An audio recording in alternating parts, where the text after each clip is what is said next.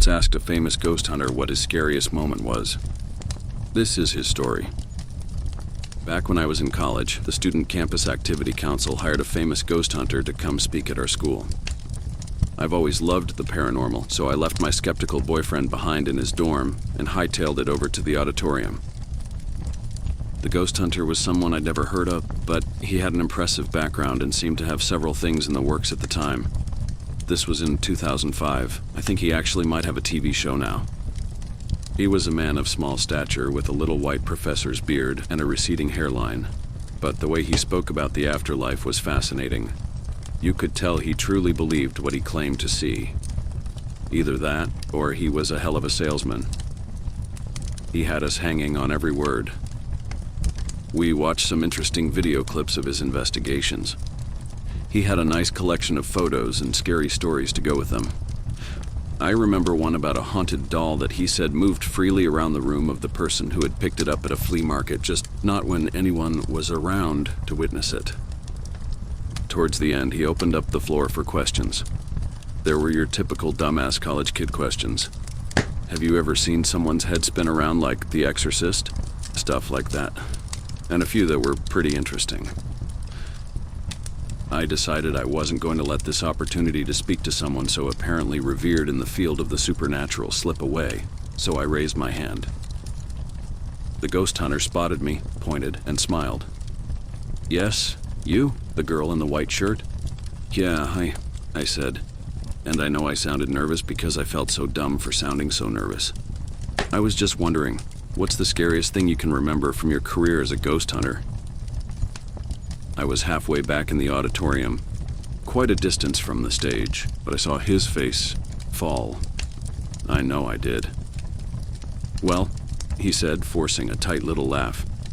It was forced, I know it was. There are so many scary moments to recall. They tend to pop up quite often when you're in my line of work. This got a little chuckle from the audience. I suddenly felt pretty stupid for asking the question at all. He proceeded to tell some story about tracking a poltergeist in an abandoned elementary school and his flashlight failing. I remember because it really wasn't very scary. At least it didn't seem that way for someone who hunts ghosts for a living. He moved on from the story and answered a few more questions. He didn't look my way again. When it was over and everyone started to leave, I decided not to get stuck in the crush of students leaving through the front door. Feeling somewhat dejected, like I had done something wrong, I slipped quietly out the theater exit and headed for my dorm.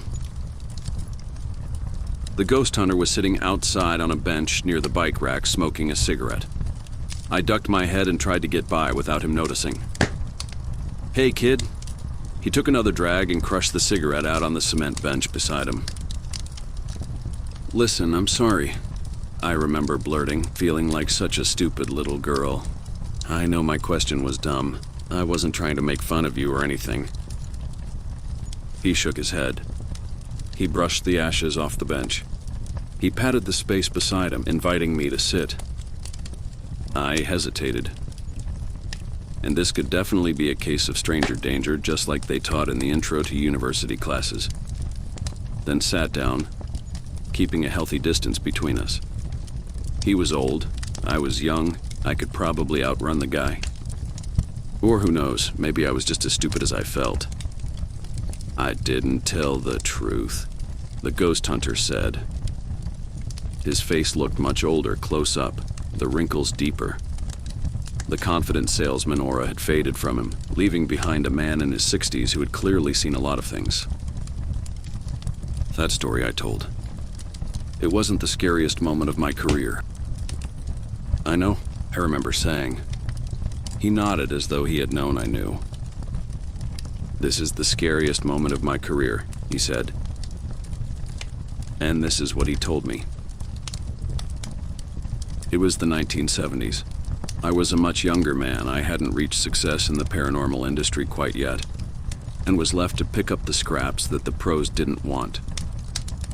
Usually they were schizophrenics whose broken minds tricked them into believing there were phantoms after them.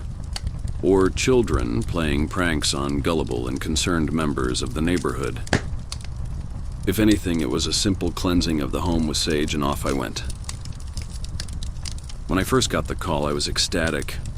What the client was describing appeared to be a full-blown demonic haunting, complete with physical manifestations, possession, and multiple witnesses. It was the break I was searching for. It was the break I needed. The only detail that truly worried me was that their teenage son, the person they claimed to be suffering from possession, had become violent with members of his family. Up until recently, he'd only acted out of character. However, a week prior, he had tried to rape his older female cousin. She was shaken, but mostly unharmed. The family sent her to live elsewhere until it could all be figured out. Therefore, when I headed out to their home, I made sure to arrive fully prepared. I brought holy water, crucifixes, sage, and, just for good measure, a small loaded handgun. I knew it wouldn't come to that, but something about the mother's frantic tone over the phone told me it was just a good idea. I wish I could say the visit itself was exciting. Unfortunately, from the moment I pulled into the driveway of the beautiful remodeled Victorian, all activity seemed to stop. That is if it was ever there to begin with. I spent 2 weeks investigating the home. I used equipment considered very technologically advanced for the era. I studied energy waves.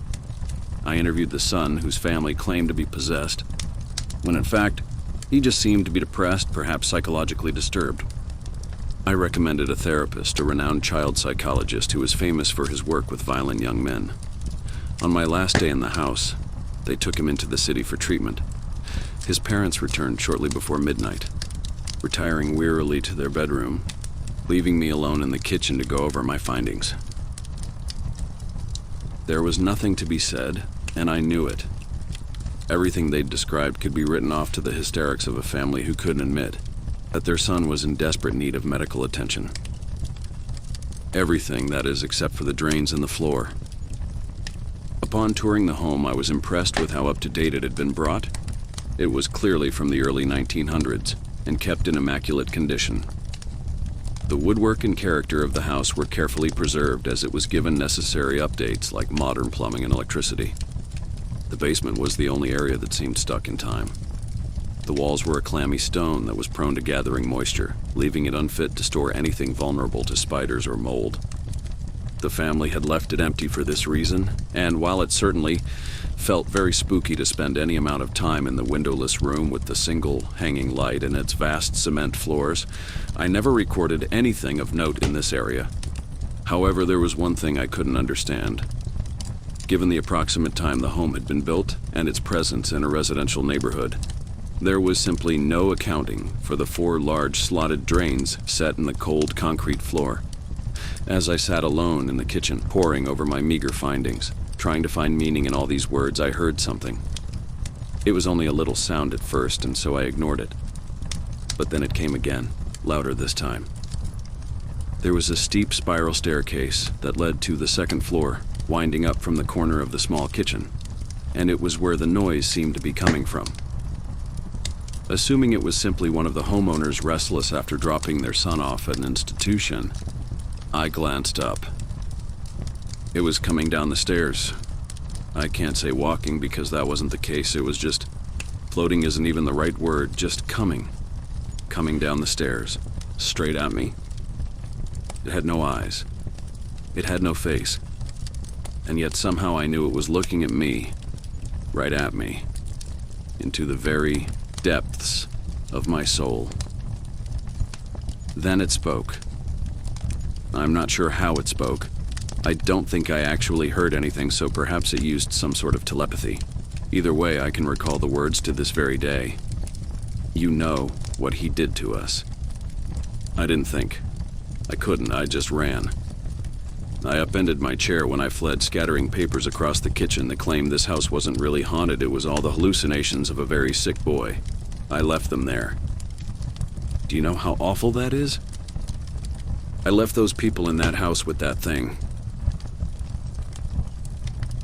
I didn't stop driving for 30 miles. For God's sake, when I realized how far I'd gone, I finally pulled over and called the family from a payphone. They were the furthest thing from my mind when I saw it. All I could do was respond to the deep animal instinct to escape. To run out of that supposedly safe house with my tail between my legs. They moved, I think. I was unable to continue my investigation. In writing, I cited insufficient evidence, but I knew it was cowardice. I believe the house was leveled a few years later. I ended up doing my own research.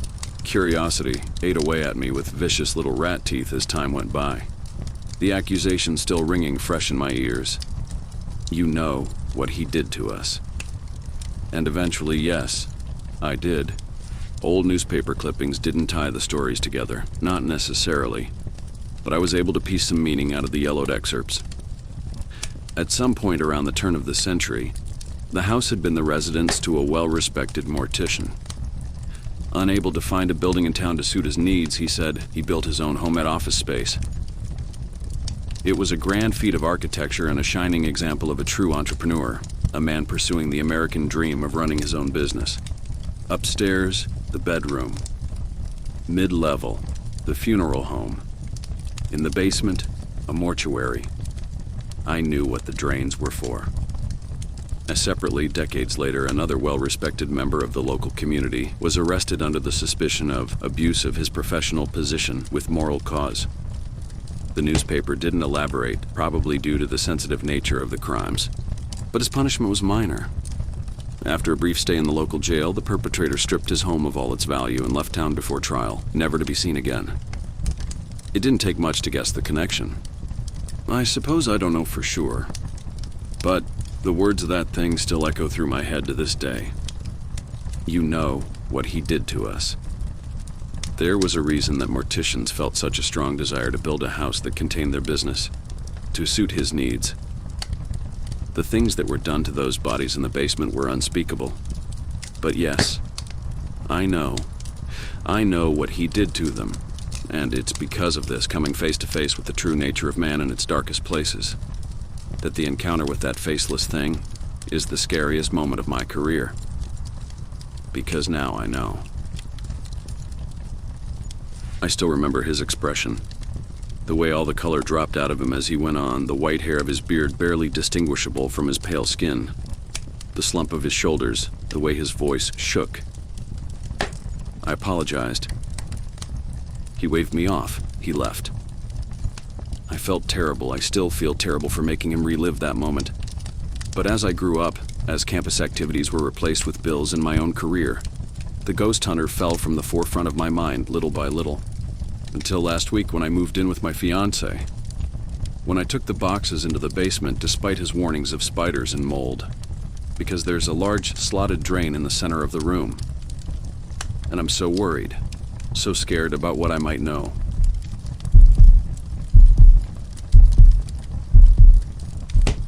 I have had a lot of weird things happen in my life, some quite frightening, but this one is the most recent. My sister had just moved into the same apartment complex as me, although we were in different buildings. Her unit was upstairs in a building that faced a golf course. The golf course was hidden by a series of trees and a tall, barbed wire fence. To get to her place, you went past the parking lot and made a sharp left to the back of the building.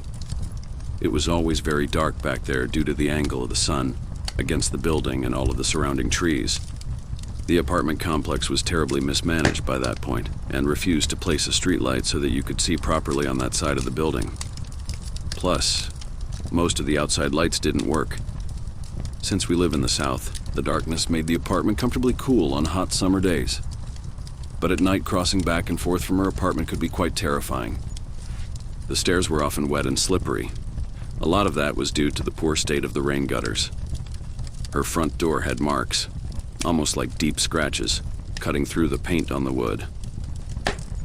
It was very difficult to lock and unlock this door, but we never used the side door, a glass sliding one, because the lock was broken. We thought someone must have burglarized the apartment before because the metal of the sliding door lock was bent and twisted, almost as if it had been pulled open with great force. My father was afraid for her safety, so he put a huge heavy screw into the door frame and secured the door with a padlock and thick chain. It was such a bitch to remove the chain and relock it, so we left it locked all the time.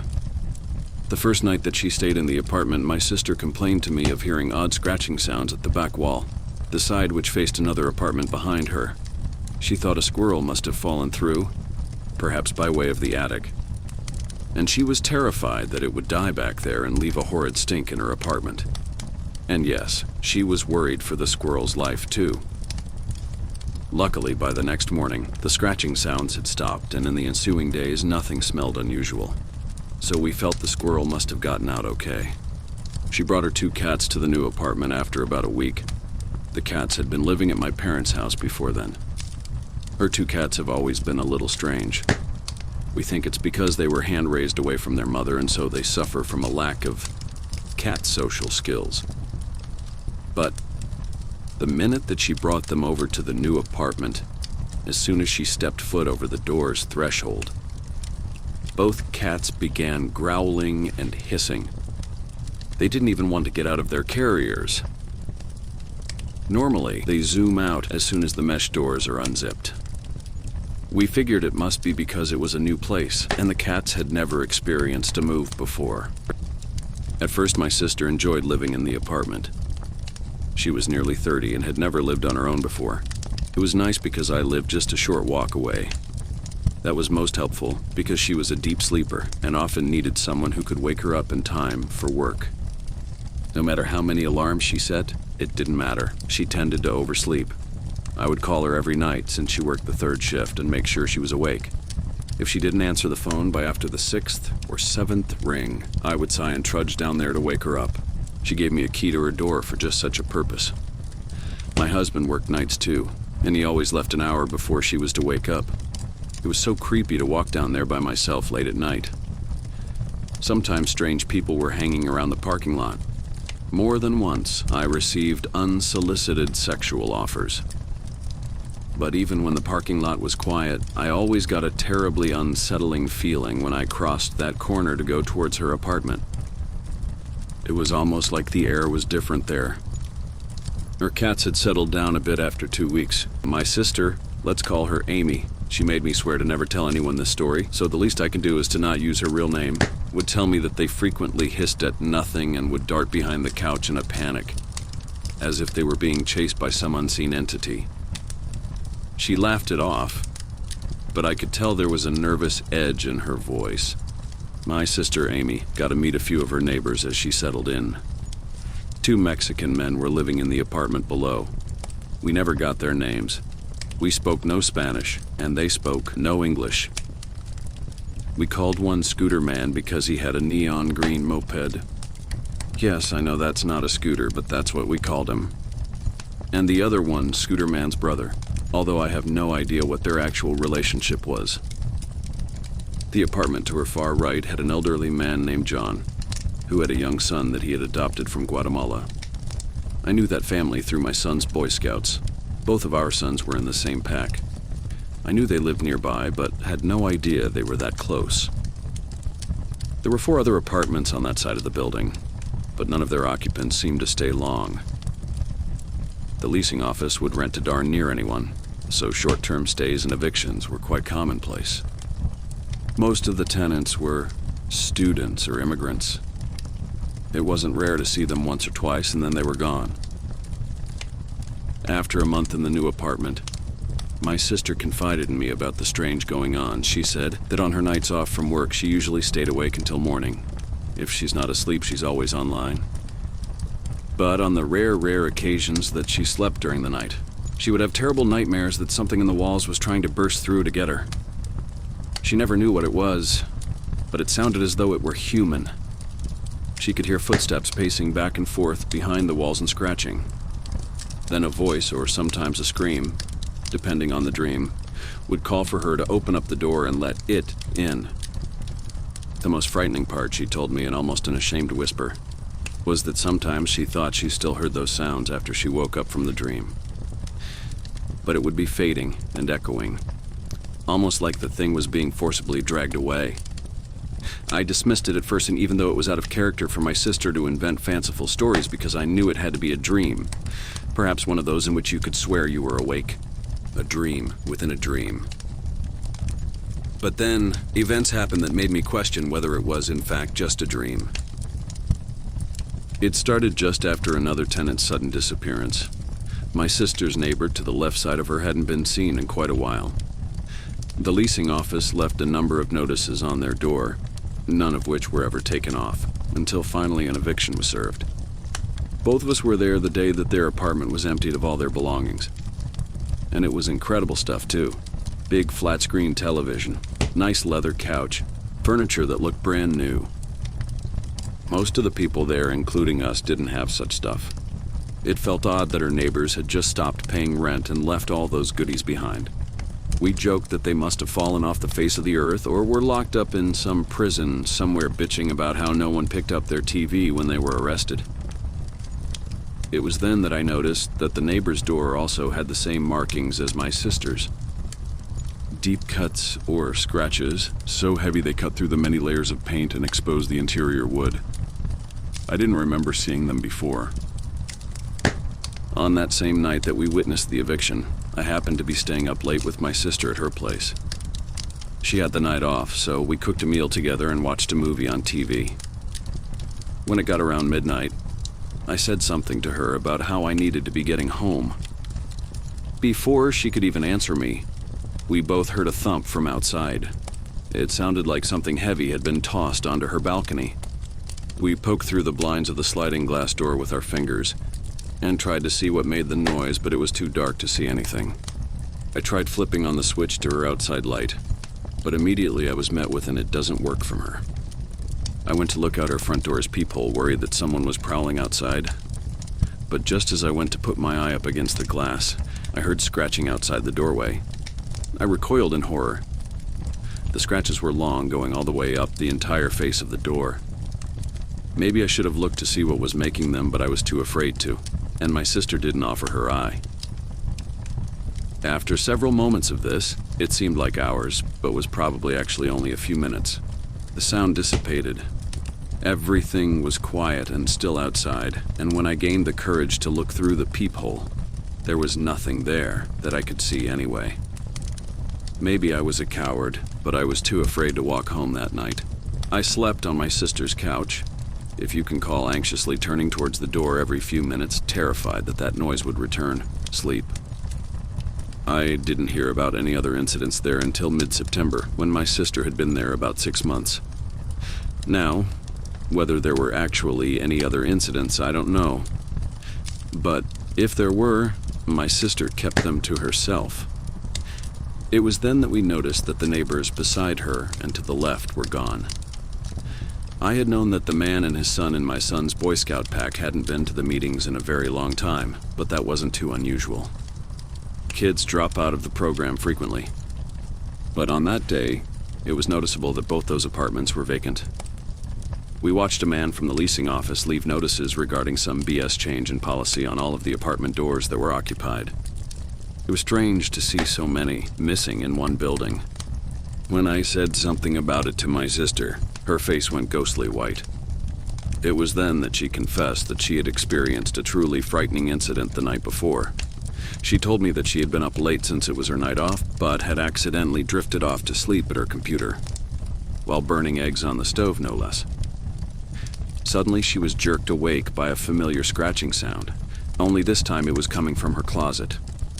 Amy was bolder than I, apparently, because she walked up to the closet and flung the door open, while her cats growled and hissed from beneath the computer chair behind her.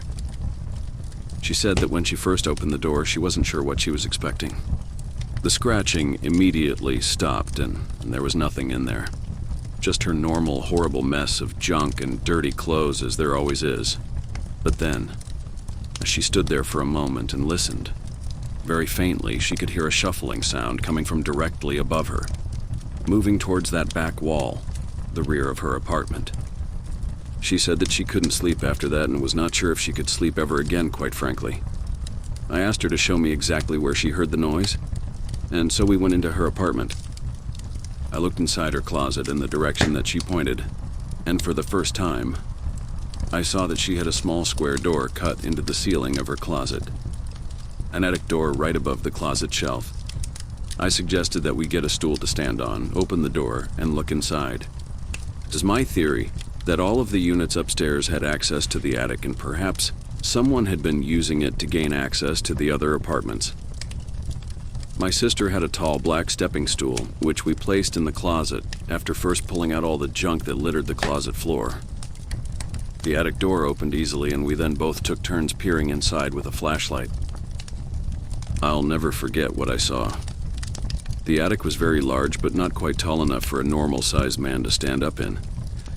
The floor had a wooden path that connected all of the apartments, with pink insulation in the areas not covered by the path. Most of the attic was quite dusty, although there seemed to be some evidence of small creatures living there. Brief scurries of tiny footprints in the dust, a little fur, some insulation that was shredded and scattered about, probably by some nesting creature. But the section behind Amy's rear wall was devoid of dust. There were deep claw marks in the wood, too. These were larger and thicker than the ones on her front door. I honestly don't know any animal that would be capable of doing that. Maybe a bear. And on the wooden paths that connected all the units, there were dark streaks of something. I couldn't tell what the substance was from my view, but the nauseous feeling in my stomach felt like it was blood. We immediately went to the leasing office and gave them our findings. We told the property manager about the scratching noises and how the attic looked, how my sister felt unsafe that someone, or something, could so easily access her apartment. The lady appeared disinterested and just said that she would write down an order to send maintenance to check out the attic, although she admitted that she had no idea when they would actually get around to it. And we knew for a fact, based on prior experience, that the maintenance team rarely, if ever, got around to fulfilling those orders. My sister was too scared to go back to that apartment to live alone. She put her cats in their carriers and went back to our parents' house that very day. The next weekend, she hired a couple of guys that she knew through work to help her empty out the apartment. The leasing office sent her messages and called several times, wanting her to shell out a huge amount of money for breaking her lease. But my sister just ignored them. She said it would be a cold day in hell before she ever went back there. I can hardly blame her.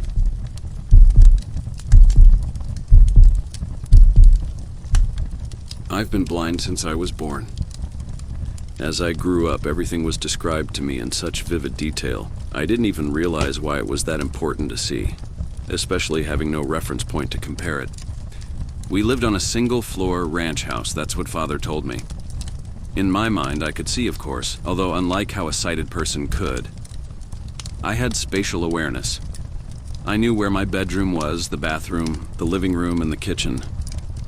Each wall had its own texture. I don't know if that was done on purpose, or that I could feel things others never noticed. I rarely fell over, only if Father or one of the visitors put something somewhere they shouldn't. It was usually the visitors, and Dad would shout. They visited infrequently, though not for long. Father said I shouldn't speak to them, that it unsettled him. He'd worry when I saw something he didn't. Ellie was the first. She seemed very sweet. She asked me my name and why my face was so messed up. She was in the living room. I could hear where she sat from her breaths. Harsh nasal sounds, as if her nose was blocked. When Father had a cold, he'd always breathe through his mouth, big breaths, as he wasn't used to it. When people mentioned my face, I always touched it, trying to work out why it was so strange to them. When I asked if I could touch theirs, there was always a pause.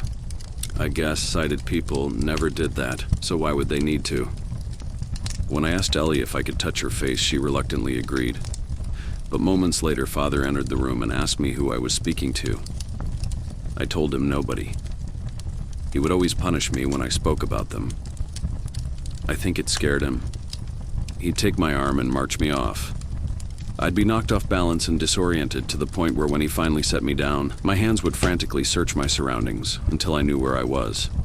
It was usually my bedroom. Every now and then, he'd leave me outside in the middle of nowhere. That was the worst. I would be lost and scared. He told me about the road that ran in front of the house, and the sounds I heard were cars. They'd kill me if they touched me. Those sounds were all I had to know where I was. I waited to hear. Then I knew which way to run back to the house. I heard Ellie that evening. She whispered to me, saying she was scared. I'd whisper back, but she didn't hear. I asked the father about Ellie. He didn't want to talk about her. I asked him why. He didn't reply. When I told him that she asked about my face, he asked me what I did. I told him I wanted to touch hers. He laughed, though I knew he wasn't happy. I could hear the difference. When you laugh for pleasure, your mouth is wide open. When you pretend your mouth is almost closed, to me the difference is obvious. It wasn't until I was older that he explained. He said we lived in a special place, connected to the other world. Sometimes dead people slip through, people who die in pain and want to reach the living. He explained that because I couldn't see, I was able to tune into that. That they knew I was listening when others weren't. He said I had to ignore it. Otherwise they'd latch onto me and never leave me, and all the dead want is to be alive again. It was dangerous, they would trick me. He said he knew how to deal with them, but he couldn't help me if they became attached to me. Alex appeared to me a few years later. She told me she was lost and didn't know where she was. I told her I wasn't allowed to speak to her, but she pleaded for help. I kept quiet, knowing what would happen if I said anything. "Did you speak to them?" Father asked. Though I was upset, I told him no. I wished I could help her. I knew what it was like to be lost, and it scared me. Alex didn't whisper to me at all. I'd ignored her, and she ignored me. Father saved me. I was thankful. After Alex, I knew what I needed to do, so I did it. They stopped bothering me after that for a very long time. That was until Sarah appeared. Sarah didn't give me a chance to be quiet. I was on my own, sitting in the living room and listening to the television. "Help," she said. "I need to find a way out." I stayed silent. "You can hear me, can't you?" she said, surprised. "I'm not allowed to speak to you," I told her. "Please," she begged. "I'm scared. I'm lost. I want to see my daddy." I gripped the arms of the chair, telling her I wasn't allowed. "He's dead," she said, and I didn't answer. "Your father is dead," she said again. I wasn't going to fall for it. I heard banging from around the room as things began to fly and the shelves began to shake. "Stop it," I shouted, and it did. "Please help me leave," she said. I wasn't going to talk to her. I did the only thing I thought would help. I unlocked the front door, hoping she'd run out and get lost, just like I would do. When I heard from her no more, I locked the door and sat back down. I listened intently for any signs she was still there. Except for the sounds of the TV, it was silent. I hated when my heart raced. I became all too aware of the tick-tock feeling rise and fall within my chest like it was about to explode. When I heard my father's voice, I screamed. "Son," he said, "I need your help. I think I'm dying." I did what he told me to do. I didn't speak. If he did die, he'd never leave me. Instead, I raced out into the open air and shouted for help. I shouted until my voice was hoarse. I heard the sounds of cars that raced along the road in front of my house. I shouted until I heard someone respond. It was a woman. "What's wrong?" they asked. I told them I thought my father was dying. They asked what had happened to my face. I pleaded with them for help, and they promised they would. Sometime later, the woman returned to me. I was sitting on the grass. She asked if she could hold my hand. "I'm so sorry," she told me. I heard the sounds of sirens and the sounds of people rushing. I asked what was going on. The woman said she was there for me. As the noise died down, a man asked me a question. "I'm a paramedic," he said. "What happened to your face?" I told him I was fine. He asked if I was sure, and I told him I was. He asked if I minded him touching my face. I said it was okay. I screamed and asked what he was doing. He told me everything was going to be okay, and the woman squeezed my hand, saying to be brave. I felt a pressure release from around my forehead, and the air felt cold against my skin. It sounded as if he were peeling an orange. That's how I imagined that in my head and worried he'd expose my insides. I didn't know what it was I was experiencing. I felt a tight pain within my head, like when you kick your shin against something hard, and then something I've come to understand as bright. It hurt so much I began to cry. "What happened to your eyes?" the paramedic asked. I said I was blind. He asked to check them. The pain returned when he examined them. "Do you know him?" he asked. The woman told him I was screaming for help and she didn't know me. "How long have you had the eye injury?" he asked. I told him I was blind from birth. He asked me if I could see his fingers. I told him no. He asked if I could open my eyes. I didn't respond. I felt his fingers on my face, fingers covered in something rubbery. Then the brightness again. I screamed. He tried to calm me. I didn't know what was going on. Things I couldn't describe came to me. It was like it always was, but 100-fold, so much more real. I carried on screaming as a fuzzy form came into view. "Just breathe. Okay, everything will be fine." "When was the last time you saw?" the paramedic asked. As my heart began to calm and my breathing slowed, I was distracted by what I was experiencing. It overwhelmed me. I wanted to cry, and I did. "How long has it been?" he asked again. "I've never seen anything before," I told him. I was told to keep the eye mask on for most of the day, only taking it off at night at first to allow my eyes to adjust. I'd been staying with my uncle and aunt I didn't even know I had. They were shocked at what happened to me and that I hadn't been to school. It's been a roller coaster ride. The doctor said I may never get perfect vision, though I will take what little vision I have. It's a godsend. I've been learning to read and write for the past few years. I've been asking my aunt what happened to my father, but all she says is he died of a heart attack. I asked what type of man he was. She says he was her brother, and she'll love him no matter what.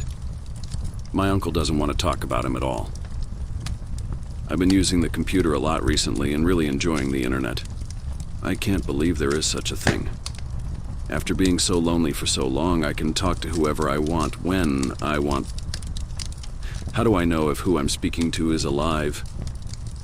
No one seems to worry about that, like Father did. Someone asked me today who I was. I was on a forum talking about the spirit world. I was so happy to find people who I could relate to. They sent me a link. They asked if I was the same person. It was an article on a true crime website. It was about my dad.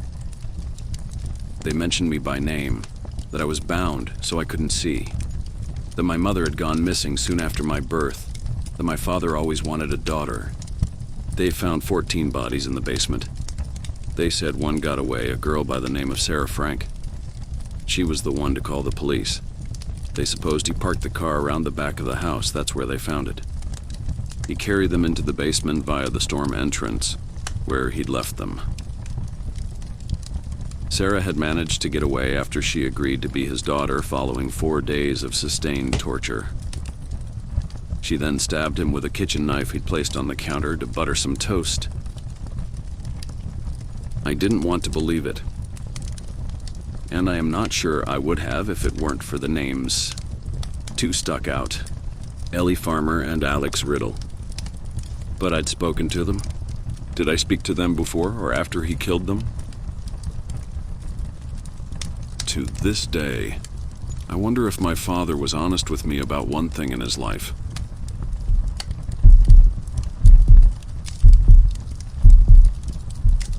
My mother has some rather strong and often irrational religious beliefs, and while I don't share the same view of the world as her, there is one important piece of advice that she taught me. Don't ever acknowledge a ghost.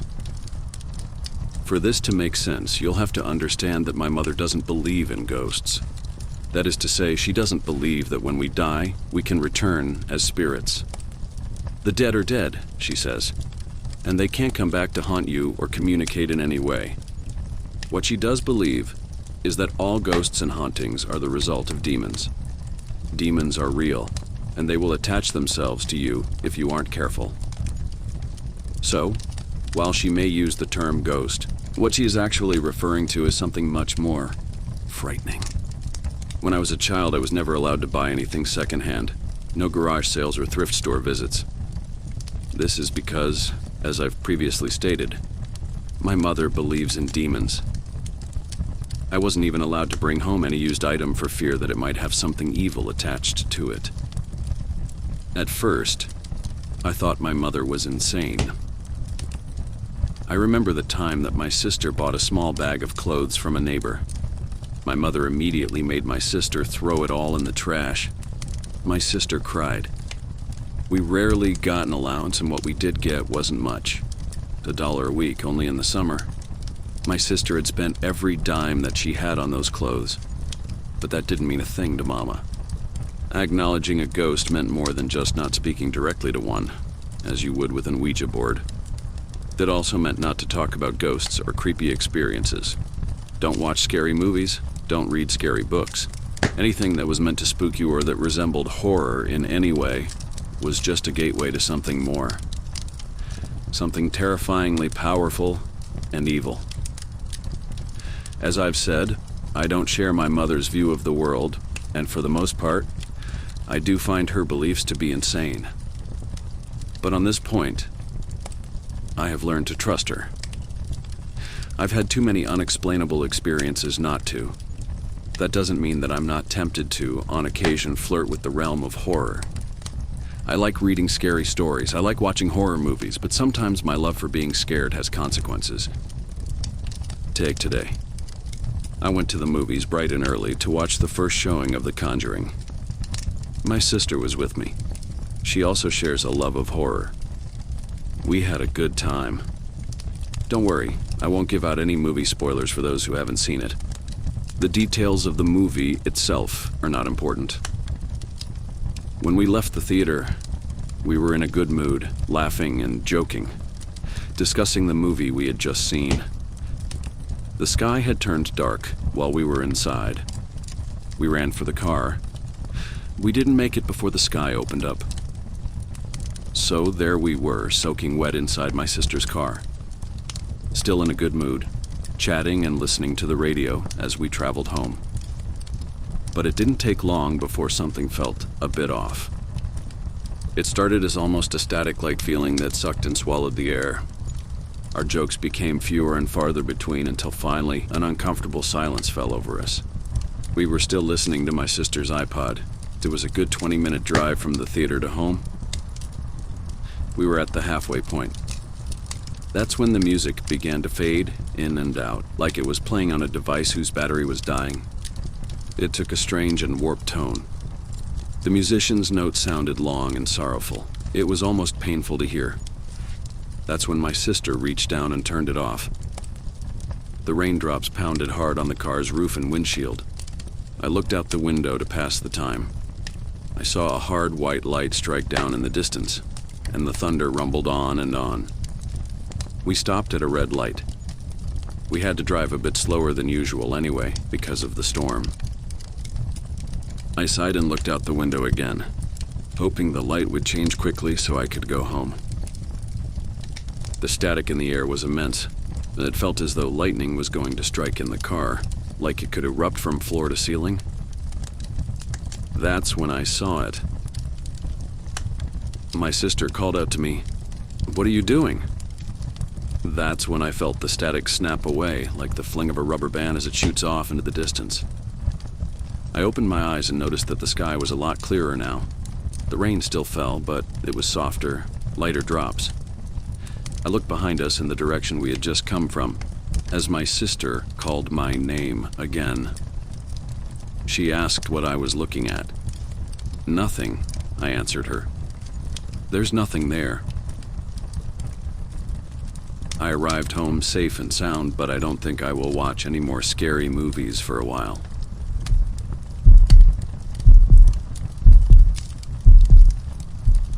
I saw a ghost in a child's play park, and I will never be the same. There was a time when I used to enjoy walking at night. It was a way to clear my head, to avoid the stresses of my life. I think it's because I've never enjoyed being around large groups of people. I feel lost in the noise. Walking at night played into that, for me. At night, the streets were empty where I lived, even at the weekends. That emptiness felt like an embrace.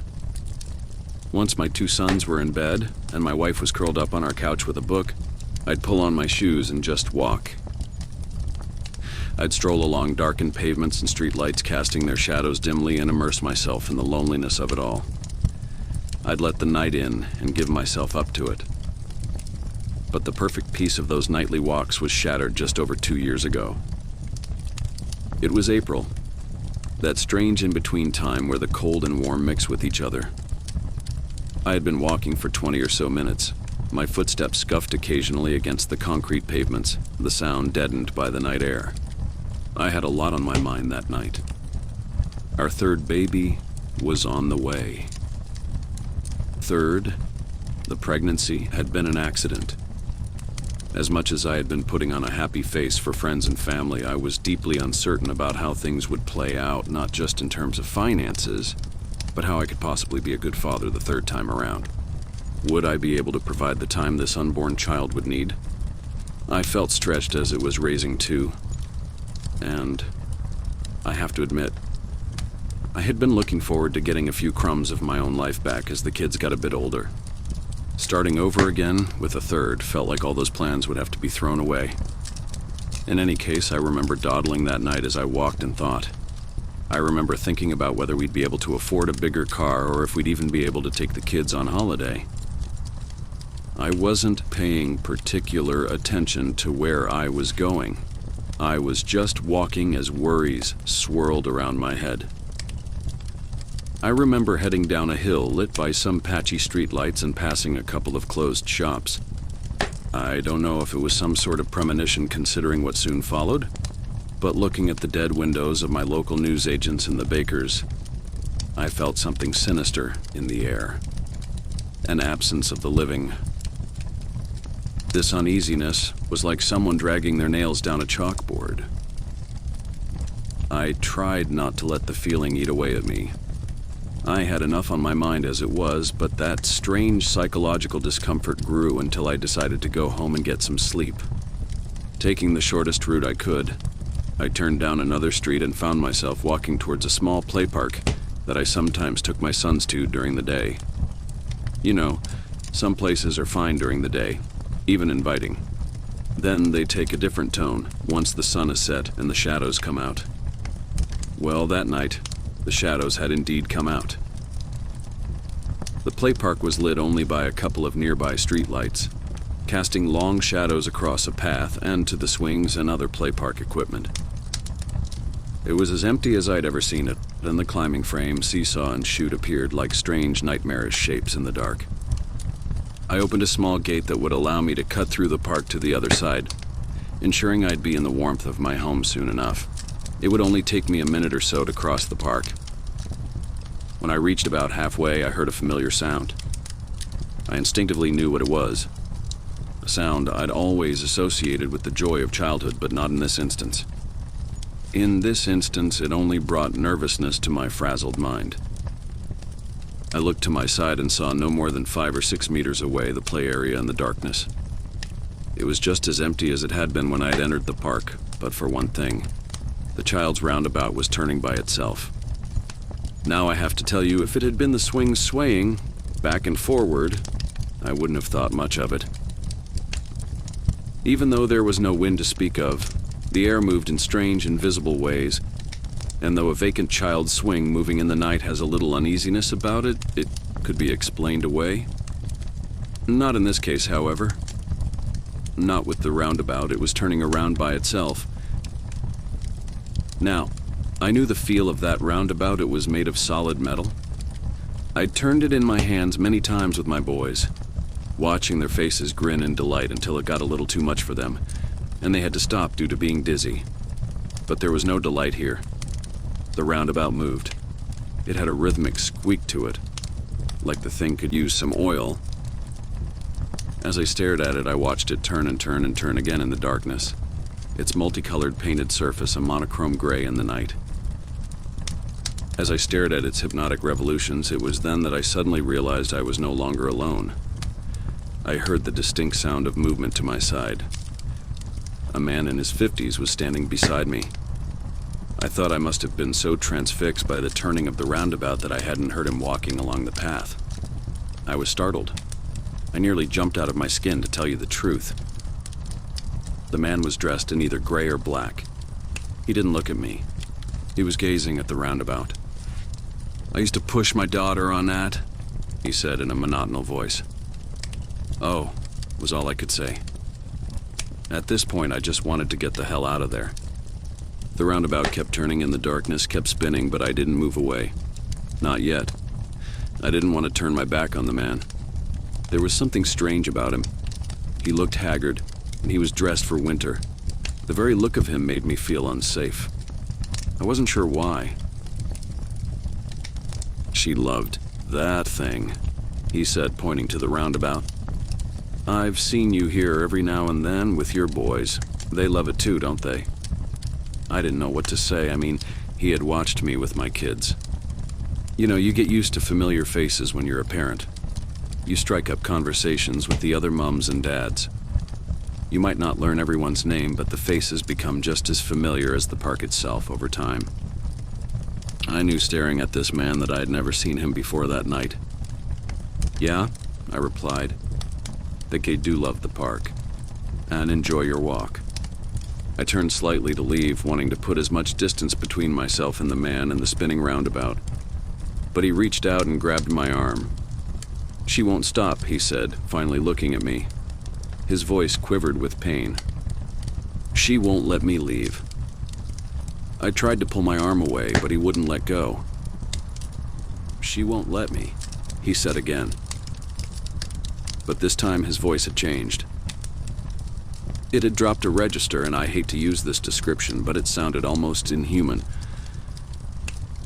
Then the roundabout stopped. The man groaned and started walking towards the park, but he pulled at my arm as he did. I tried to free myself, but his grip was like a vice. "Let go," I kept saying, readying a clenched fist. "I don't want to hurt you." As he pulled me between the swings towards the roundabout, I felt this gaping terror enter my body. The roundabout, now deathly still, had a foreboding for me, and as we neared, I knew. I instinctively knew that there was someone on it. They were waiting for me. The fear grew rapidly until I knew I had to escape, and so I struck the man in the face with my fist. I felt what I thought was flesh and tissue collapse under the impact, but there was no blood. I desperately struck again and again. Each time my fist pulverized the man's features. It felt like I was leaving a deeper and deeper hole, smudged in like a child's plasticine, though I couldn't quite see the true horror in the dim light. This feeling made me almost sick with fear. He wasn't human, at least not anymore. And yet, no matter how much I disfigured him, he still pulled me nearer to the silent roundabout. He never relented. Finally, as we reached the roundabout, he grabbed hold of the metal frame. A glint of light from the street nearby illuminated his face properly. There was nothing there now. No eyes, no nose. Just a mouth and a strange, lifeless void in the middle of his face like melted wax. I think I lost my sanity at that sight. I let out a cry for help, but the night seemed to snuff it out. Where there should have been an echo, there was nothing, as if we were confined in an otherworldly room, cut off from the environment around us. The man reached out, grabbed my hand, and yanked it towards the railing of the roundabout. I tried to fight, but he was too strong. He wrapped my fingers around the cold metal rail and said, "Push." With a shove, he moved me forward, and the roundabout began to move with me.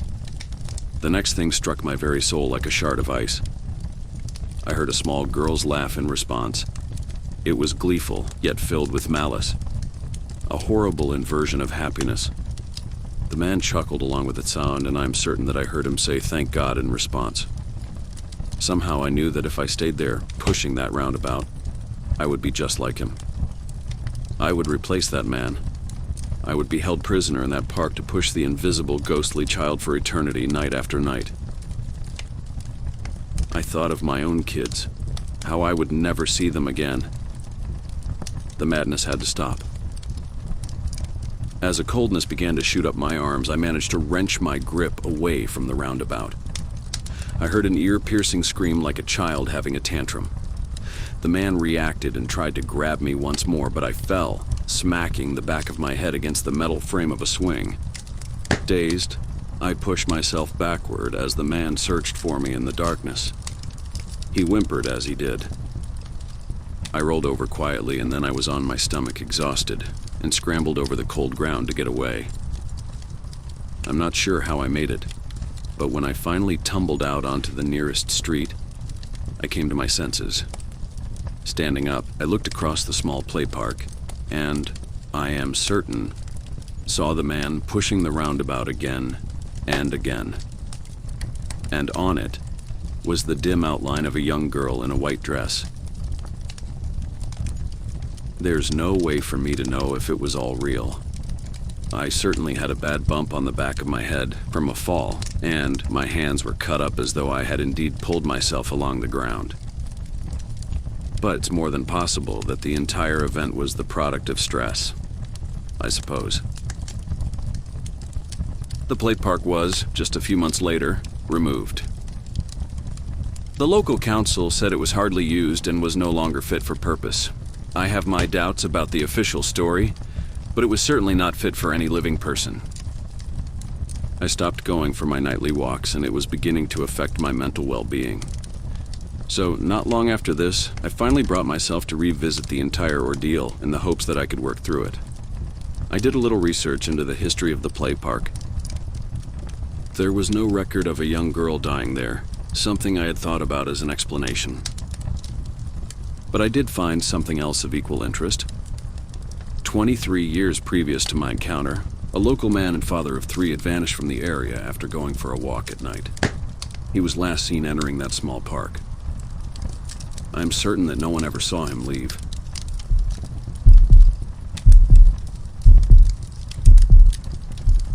My house is haunted. I know this because of the things I've seen and because the ghost cat that sits on my bed every night told me. Last night he sat on my bed and looked at me with his big gray dead eyes and told me again, for the millionth time, that there are things in the house. Big and small. Things I haven't seen yet. Things I don't want to see. Sometimes the ghost cat looks wet. He drips big blobs of black ooze onto my blankets. It's gone in the morning, but I can feel it seep through the sheets while he sits there and talks. He is nice, I don't mind him at all. No, my parents don't think the house is haunted. They have seen some weird things. There is no way that they haven't. They say things like, well, that was weird when the windows frost over even when it's warm out, or, would you look at that? When furniture isn't where it was the day before. When I was little, I told them all the things I saw and heard. I told them about the ghost cat. But they said that I have a creative mind and a rich imaginary life. I wanted to tell some people who would believe me, so that's why I'm here on the internet. Also, I think my house is getting more haunted. I say that because more and more weird stuff has been happening. No, I don't think that the things in my house are getting more powerful or anything like that. I think that more things are coming into the house. A few months ago, the ghost cat said, someone else will be here tonight. It's going to start getting pretty crowded in here. He licked his paw with his bright red tongue, then curled up at my feet. He likes to do that. I don't know if ghost cats sleep, but I think he likes to pretend. So that was a few months ago, and things have gotten weirder. When I was a kid, the things in the house scared me at first, but I have gotten used to it all. But now I'm starting to get scared again, mostly because I think some of the things in the house might want to hurt me. There's a pretty big difference between ghosts moving around your furniture or flickering the lights and what has been happening recently. It must be the new guests. That's what the ghost cat calls them. The usual ghosts, we don't really mind each other. There used to be this girl that I could see out of the corner of my eye when I looked in the bathroom mirror. I don't see her anymore. Now when I go in the bathroom and look in the mirror, the whole room seems like it's gone black. You can't see anything. It throws you off because you're standing there in the light, but the reflected world is pitch black. The thing about that really scares me is when I go into the bathroom and don't turn on the light. If I look in the mirror, I can still see the whole room go black. It's darker than night. A dark that feels like you could actually reach out and grab a handful of it. I get this feeling like I could fall into it. All that darkness in the mirror. I have this fear that the room will tip and I'll go right through the mirror into the blackness and get folded up in it like being wrapped up in thick blankets. I imagine myself trying to pull my way back out, but just pulling the darkness onto myself endlessly. That's not even the worst of it, if you can imagine that, and I'm sure many of you can. A few weeks ago, I was going up the stairs and I stepped on something hard, like a small marble. When I looked, I didn't see anything, but I kept feeling like it was there on my foot. A few days later, everywhere I walked in the house was like I was stepping on stones. I wore my shoes in the house, and my parents asked me what I was doing. I told them that the floor felt weird. They said something about how the house is old. I just went up to my room without saying anything else. That night I was getting ready for bed, and I felt like I was standing on all these little pebbles. I looked down at the floor and I saw something. I bent down and picked it up, and saw that there was another one under the sink. I picked it up too, and looked at them. Teeth. I was holding teeth. I flushed them down the toilet. The next morning I sat up in bed and saw that my floor was covered in teeth. I had to walk on them. By the time I got to my closet, my feet were bleeding. I put my shoes on and crunched over my teeth as I walked down the hall and tried not to slip on them as I went down the stairs. My parents were in the kitchen. The floor in there was covered in teeth too. "You have to see all this! There is no way you can't!" I yelled. My parents looked up, confused. My mom was standing there barefoot on hundreds and hundreds of teeth. "See what?" she asked, and my dad said, "Don't yell." And that was all we said to each other that day. A few days later, all the teeth disappeared. I had made a path from my bed to the front door, but my feet were still covered in cuts and bruises. A tooth got stuck in one foot, and I had to pry it out with tweezers. The ghost cat sat on the bathroom sink while I dug it out. "That doesn't look like it feels good," he said. "It fucking doesn't," I said back. I heard about a guy who had a tooth that grew out of his knee. "Weird, right?" the ghost cat said. "Heard from where?" I asked, but the ghost cat hopped off the sink and walked back to my room without answering. A few nights ago, a new guest came. He stood in my doorway, a big hulking black shape. He leaned against the door frame and started to whistle a tune. I've had a few strange shadow shapes lurk around my room and watch me in my bed. This one, though, he stayed all night. He started to sing a song around 3 a.m. His voice was like that buzzing you get in your ear sometimes. A sound that doesn't seem to come from inside your head or from something next to you. You want to shake your head and get the sound out, but it just keeps going. He sang that song until the sun started to shine through the window. "Will he be back again tonight?" I asked the ghost cat as I got ready for school. "I can't stay up all night, I'm exhausted." "Maybe," the ghost cat said. "That's not a good answer." "It's a Scottish folk song," the ghost cat said. "What is?" "Oh, the song he was singing?" "We must have a well-traveled guest," the ghost cat answered. For some reason, that really scared me. Then last night, like I said, the ghost cat sat on my bed as he usually does. "There are many things in this house, you know," he said. "I know," I answered. The ghost cat came and sat on my lap. I stroked his ice-cold fur, and he closed his big gray eyes and purred. "I wanted to tell you all this because I know that you are the kind of people that would understand and believe me. But also because the ghost cat said something last night that for the first time in a long time made me feel like things might be okay. That maybe things in my haunted house might go back to their weird normality." I was petting the ghost cat, sitting up in bed, listening to the little boy that cries in the attic, and the things that scuttle around on the floor under my bed. I asked, "You call them guests, right? The new things in the house?" "Yes," the ghost cat answered. "Guests aren't permanent, right? All guests leave eventually, even the unwelcome ones," he answered. Then he went to sleep or pretended to sleep. I don't really know if ghosts sleep. A little later, I confronted my mother about our house. I say confronted, but I'll be honest, that's much too strong of a word. I walked up to my mom and said, Mom, so... Okay, so... And then I walked back out of the kitchen to collect my thoughts. The ghost cat was sitting on the arm of the couch. "Don't say anything," I said. "I wasn't going to," he replied. That seemed to go so well. I didn't think I needed to comment. I took a few deep breaths and went back into the kitchen. My mom was standing at the counter putting some pecans in a jar. She likes to buy dried fruit and nuts and then put them into all these little glass jars. "Mom, remember that time when all the fruits and nuts weren't in the same jars that you had put them in? They were all switched around overnight." "Uh-huh," she said, not really listening. "Wasn't that weird?" "That was weird, right? Like, who did it?" "I don't know, hun," she said. "Right, exactly, we don't know. You really can't keep ignoring all this. We've lived here since I was 2, and something weird or unexplainable has happened every day since day 1. Mom, my first memory is of this cat." "Oh, hun, you remember Lenny?" "I thought you didn't. That's so sweet. He loved you so much," she said. "Lenny? Our cat. We had him for almost 19 years. He passed away not long after we moved here. He slept next to you from the day we brought you home after you were born. I'm sure I have some photos around somewhere."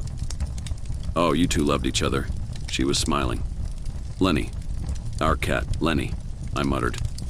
"He was getting old when we moved in, poor thing. One night he snuck outside. He knew it was his time. I guess he didn't want to die in the house, upset us or something. Your dad found him and brought him back, and he passed away an hour later in his arms. We still miss him, but he was old and had a good life. And he got to meet you." She gave me another quick hug and returned to what she was doing. "Was there something else on your mind, hun?" No," I said. I went into the living room. The ghost cat was still sitting on the couch, his tail flicking back and forth. "Hey there, Lenny," I said. "Shut up. How's it going, Lenny?" "Fuck you," he said and turned his back to me. "What, don't like that name?" I asked. "It's not my name anymore. I'm dead," he replied. That night as I sat in bed, I felt differently. Learning about Lenny had made me feel, well, safer. I have always thought that the ghost cat was there for me in some way. Now that I know he used to be my family's pet and that when he was alive he watched over me, I think that we were all correct in our assumptions. Lenny is protecting me.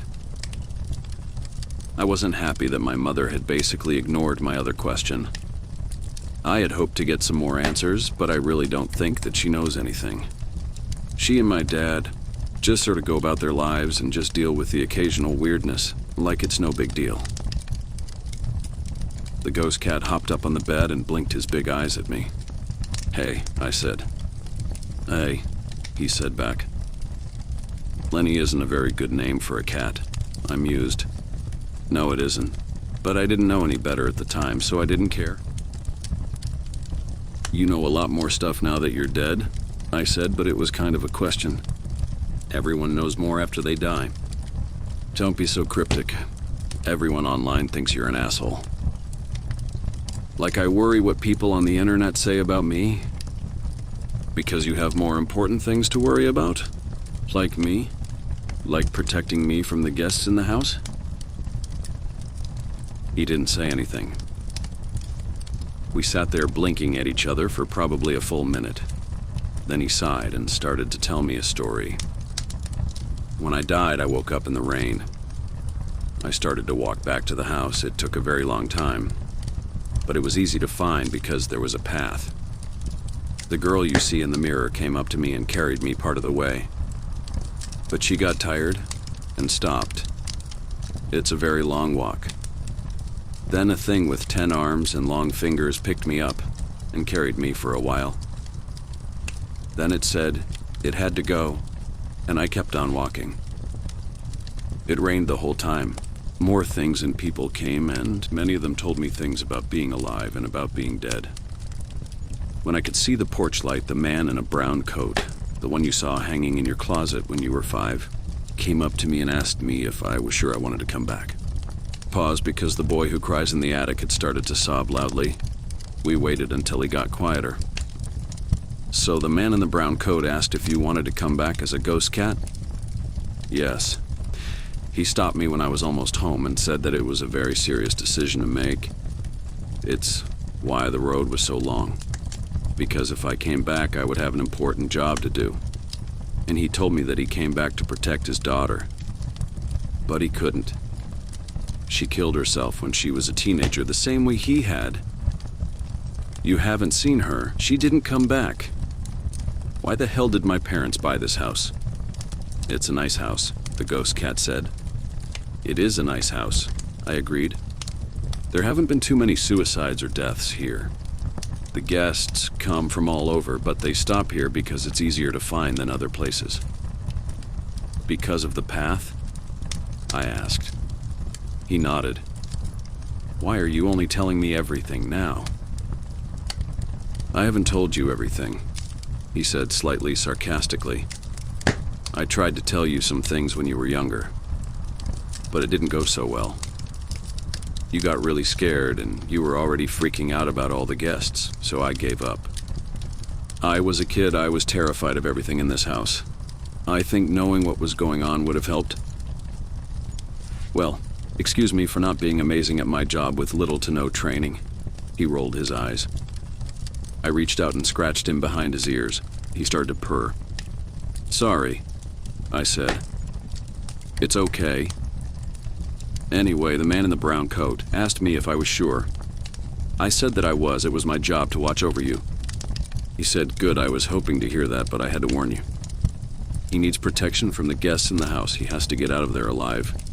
He has important things to do. Then I walked up to the porch.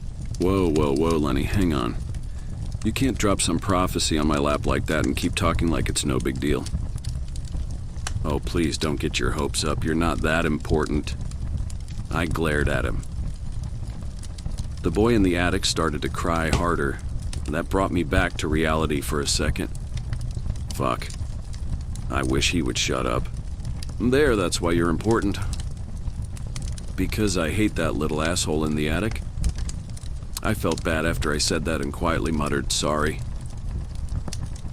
No, it's because you can hear and see all of them. It's not a prophecy or something really big or world-shaking.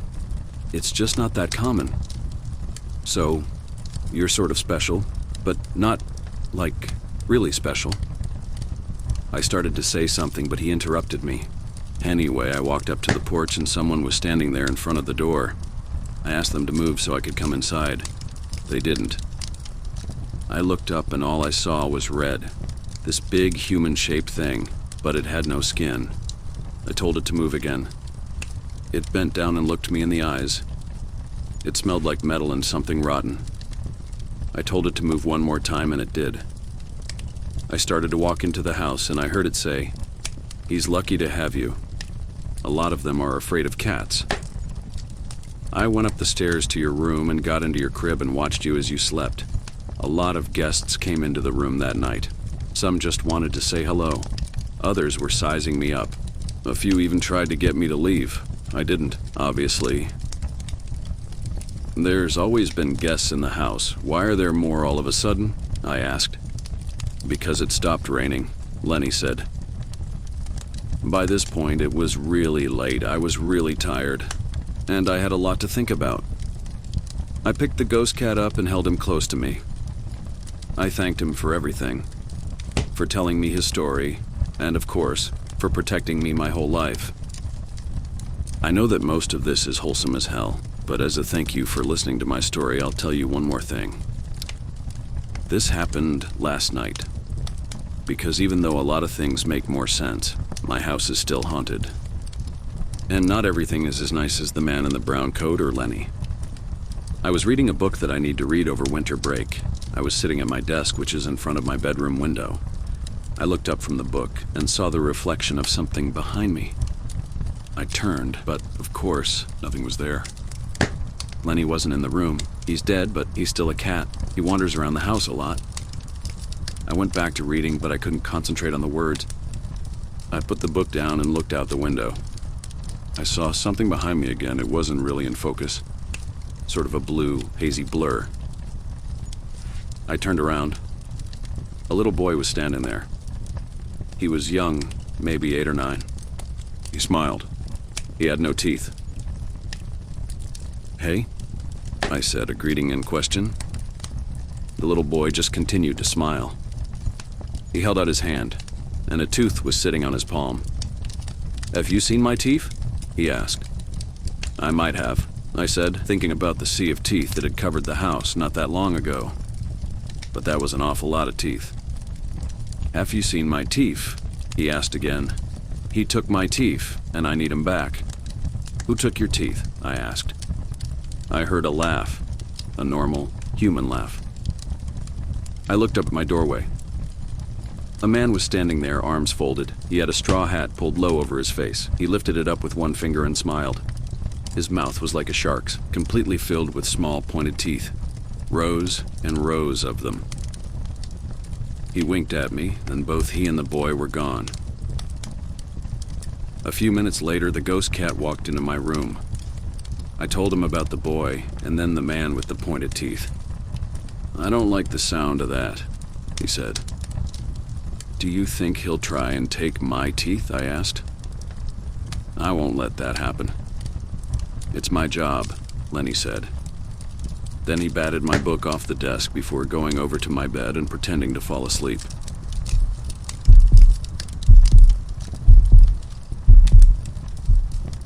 I was lucky in some ways to own my own house at 30. Unlucky in a lot of other ways. The money for my small apartment had come from my mom's life insurance and inheritance. I had spent 3 months in our old family home until the memories started to eat me up, and I realized I couldn't stay there.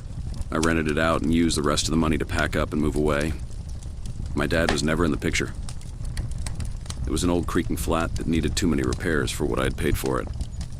I had taken it because it felt like it had been lived in.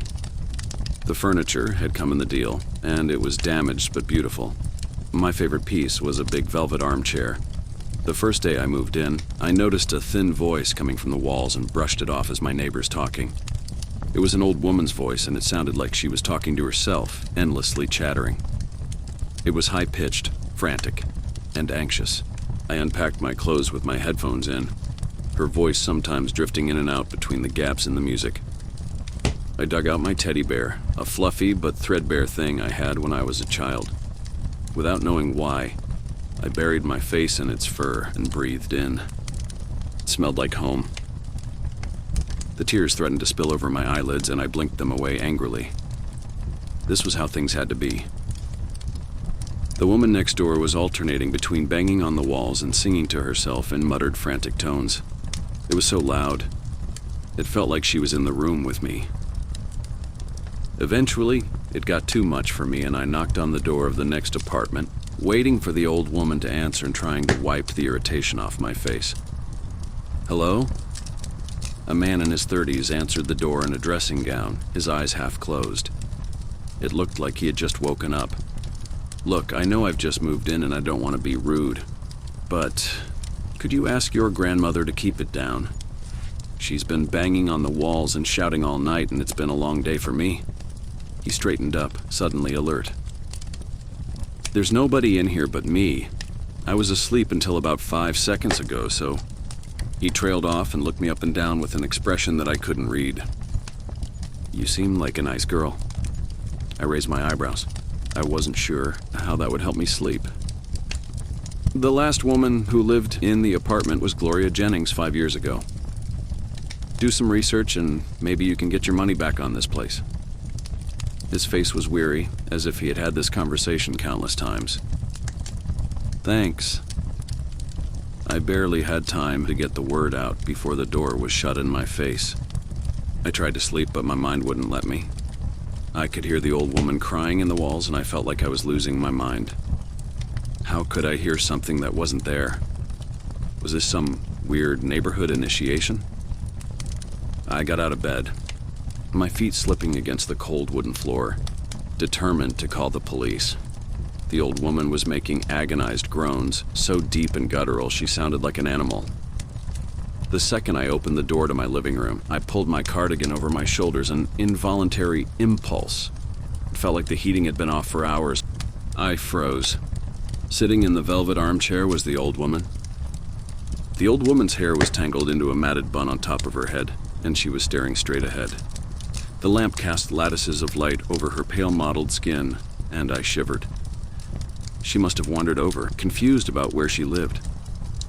How had this woman's carer let her get into such a terrible state? "Excuse me?" I shivered. My breath frosted out in front of me, silver in the dim light. "What are you doing in my house?" The woman's voice was low and raspy, as if she had been screaming for hours. My teddy bear was on her lap, and she clutched it with dirty, bleeding nails. "Do you want me to call someone for you?" I asked her hesitantly. The feeling of unease crept up my spine and down my shoulders. Something was wrong. The way the woman was holding her neck was wrong. It looked like the roadkill you drive by, where the little body on the road looks almost like an animal sleeping, until you see the snapped bones and blood. I backed away, suddenly overcome with a feeling of complete dread. "What are you doing in my house?" The woman turned as she shrieked the words at me, and I realized that her spine was protruding out of her neck, the bones covered in black gristle and chunks of viscera. It looked as if she had half rotted away. I could see the woman's dark eyes, bloodshot but filmed over like a corpse's. I spent the night shivering in my car. The next day, I sat in the library, poring over public records of the house. I could feel my eyes drooping with the effort of surviving the sleepless night. On the records, everything was patchy, at best. I thought of who I could call, who would let me stay while I fixed this, and felt a sharp pain in my chest as I realized there wasn't one person like that in my life. There wasn't one person who would help me. The last one had been my mom. I felt a sudden throb of loneliness so deep that my eyes welled with tears. I just wanted to forget what had happened. If Mom had been here, she would have known what to do. A name, inky black in my mind, popped into my head. Gloria Jennings. I don't know why the man next door told me. I knew he knew more than he was letting on. I considered going to visit him, but the thought of stepping foot in that building made me feel like I couldn't breathe. I typed the name shakily into the ancient public records, and a small strip of information lit up on the screen like a beacon. Gloria Jennings was found dead in her apartment on Thursday, the 6th of October. The 87-year-old died from trauma due to falling down the stairs and was suffering from the late stages of Alzheimer's disease. An investigation is being conducted in regards to the state of extreme neglect that Gloria was found in. I held my hands against my chest for a moment. I imagined an old woman, alone and frightened in her apartment, talking to herself because there was nobody else there to listen. I thought of the unbearable loneliness of lying there at the bottom of the stairs, waiting to die. I thought of my own crushing loneliness, so vast and empty that I didn't know how to stop it anymore. The next night, I went home. I made dinner, set up 2 plates, and put one down opposite me on the table as I ate. I made 2 cups of tea as I watched old talk shows, and when I went to bed, I put my teddy on the mantelpiece. I remembered holding it when I was scared when I was a child, and how it had made me feel like nothing bad could ever touch me. I woke up to the windows in the living room being thrown open so hard they smashed into tiny shards across the floor. I scrambled out of bed. The screaming was so loud I had to cover my ears as I opened the door to see Gloria, her hands over her ears, knelt on the floor, as if she was praying. Tears streamed down her cheeks. "Gloria!" I shouted against the roar of the wind and her frantic screams, and it was as if everything was suddenly suspended in the air. The noise died down to a hush, and the old woman looked at me with her blank eyes as if she was trying to remember something she had forgotten.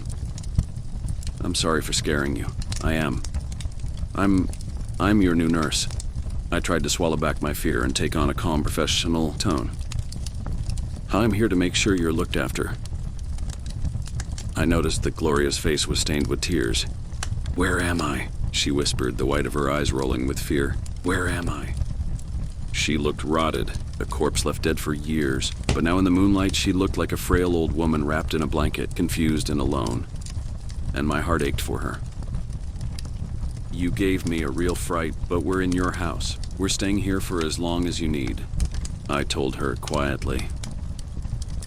I remembered the teddy bear sitting on the mantelpiece and slowly moved my way over as I brought the little bear over to Gloria and placed it next to her. She looked at it for a moment, then reached for it with tentative hands as if she couldn't quite believe that it was for her. "It's a present," I said, "to keep you safe." Gloria held the bear out, tracing her fingers over the soft fur. She clutched it to her chest, squeezing her eyes shut. When I went to turn on the light, as I turned back, she was gone. Sometimes Gloria cries. Sometimes she makes my electricity cut out and it'll be so cold I can barely breathe. But sometimes on the nights when I hear her sobbing, I'll come and sit next to her and sing a song my mother used to sing for me when I was a child. Some days, the best days, I'll come back home from work and find that my fresh laundry is haphazardly folded on my bed, with a small dirty flower placed neatly on top. Those nights, I'll put a cup of tea beside the armchair that I never sit in, and play old movies. And if I'm lucky, I'll see her sitting there, holding her bear and smiling. I think Gloria was someone very kind when she was alive. She still doesn't know who she is, but I will look after her until she finds out, or until I'm gone too, and can hold her hand as we walk together as old friends to whatever comes next.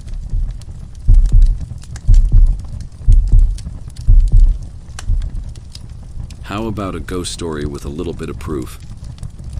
My mother was pregnant with me, and I was going to be my parents' first child. They lived in a house that was a decent size in Sandy Hook, Connecticut. Yes, the same Sandy Hook. But my dad was a carpenter, so he decided to put an addition onto the house before I was born, to make more room in case they wanted more children down the road. Being a carpenter, my dad had a lot of tools, and basically did the whole addition by himself. One day while working on the addition, he noticed that he was missing a tool that he knew was there the day before. He looked all over the house for it, but it was nowhere to be found, so he ended up just buying a new one at the hardware store. The next day, the same exact thing happened. A tool went missing and he bought a new one. This went on for a long time. A screwdriver here, a hammer there. One by one, they would all start disappearing day after day with no real explanation. When I was born, my dad had replaced every tool he owned with a new one by the time the addition was finally done. Part 1 of the weird stuff that happened. After my mom gave birth to me and was good to leave the hospital, my parents came home to put me in my brand new room that my dad had just built. Shockingly, every tool that my dad had misplaced was lying on the threshold of my room, arranged in order from smallest to largest. No signs of damage to any of them. They were exactly like they were the day that they went missing. No tools were unaccounted for. Now, you might think that maybe someone was stealing them, and when they saw that my dad was building a room for a newborn baby, they had a guilt trip and returned them. But it got weirder.